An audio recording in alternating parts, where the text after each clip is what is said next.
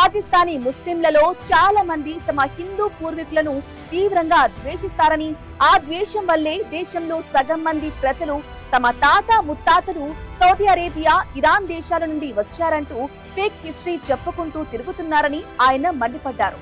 కొత్త తరం పాకిస్తానీలను వారి అసలైన సంస్కృతి నుండి వేరు చేయడానికి పాక్ విద్యా వ్యవస్థలో కొందరు ఉద్దేశపూర్వకంగానే ఈ దారుణమైన మనస్తత్వాన్ని క్రియేట్ చేస్తున్నారని ఆసిఫ్ ఓపెన్ గా ఒప్పుకున్నారు.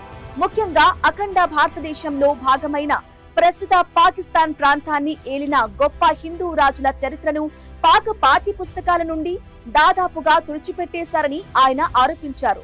ఇక ప్రపంచాన్నే శాసించిన చక్రవర్తులు అయిన చంద్రగుప్త మౌర్యుడు, సమ్రాట్ అశోకుడు ఇద్దరు హిందువులే అనే ఒకే ఒక్క కారణంతో పాకిస్తాన్ ప్రభుత్వం వారి చరిత్రను సిలబస్ నుండి పూర్తిగా తొలగించిందని, దీనివల్ల ఇప్పటి పాక్ పిల్లలకు తమ సొంత గడ్డపై బ్రతికిన మహానుభావుల హిస్టరీ ఏమాత్రం తెలియకుండా పోతుందని అన్నారు. ఈ సందర్భంగా ఆయన ఒక ఎమోషనల్ అండ్ పవర్ఫుల్ స్టేట్మెంట్ ఇస్తూ, నా పూర్వీకులు కూడా హిందువులే, నా రక్తంలోనూ అదే మూలాలు ఉన్నాయి, అంత మాత్రాన నేను పాకిస్తానీని కాకుండా పోతానా, నా దేశభక్తి తగ్గిపోతుందా అంటూ పాక్ లోని కరడుగట్టిన ఇస్లామిక్ వాదులను నిలదీశారు.